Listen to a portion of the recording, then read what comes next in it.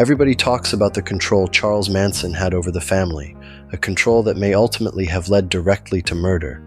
But what do we actually mean by control? What did Manson do to these people that made them surrender their judgment, their personal boundaries, even their sense of who they were? Part of the answer begins with an idea that was already spreading through the psychedelic movement: ego death. In psychedelic culture, ego death meant temporarily dissolving the self, losing your individual identity and feeling connected to something larger. Manson turned that idea into obedience.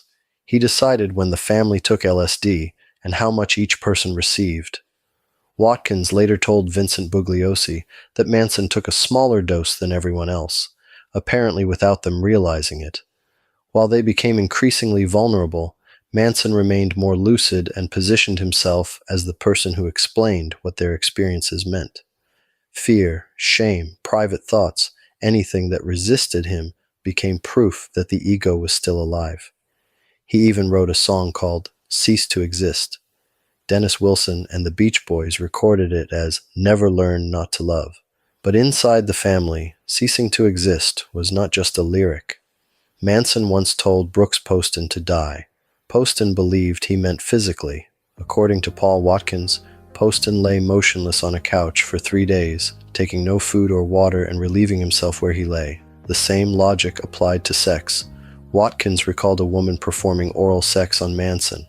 Manson stopped her, called Watkins over, and ordered him to demonstrate how it should be done. Watkins was repulsed, but he complied because he wanted Manson's approval. Later, during another acid trip, Manson put his hands around Watkins's throat.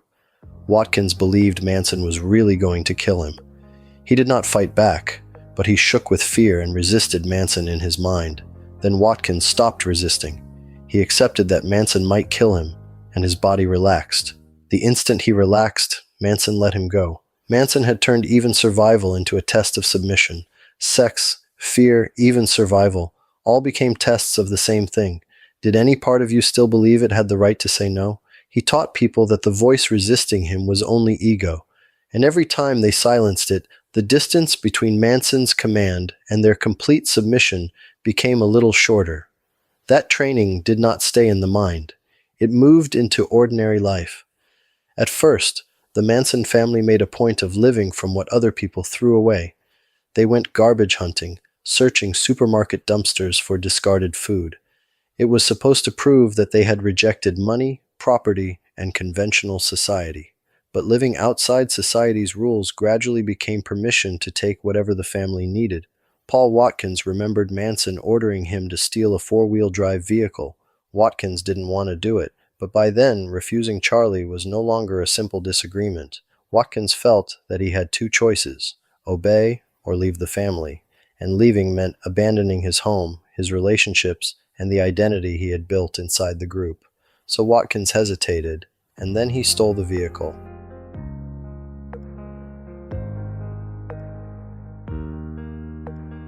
That may sound insignificant beside the crimes other members of the family would later commit, but Manson did not have to begin by asking anyone to kill somebody.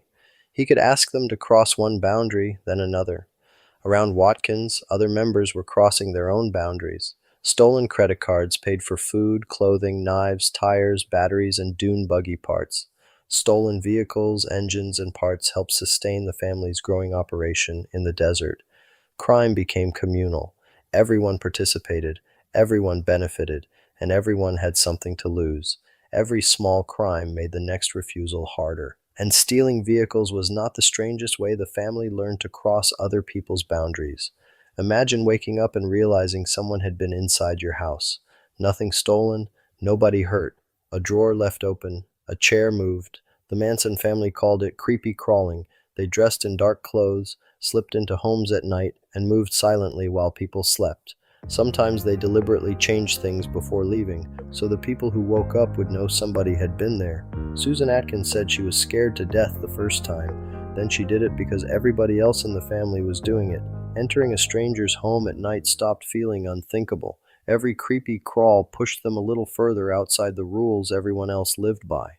By the summer of 1969, Crossing somebody else's threshold in the middle of the night was no longer new. If they could walk into a stranger's house, why didn't they just walk out of their own lives? Why didn't Manson's followers just leave?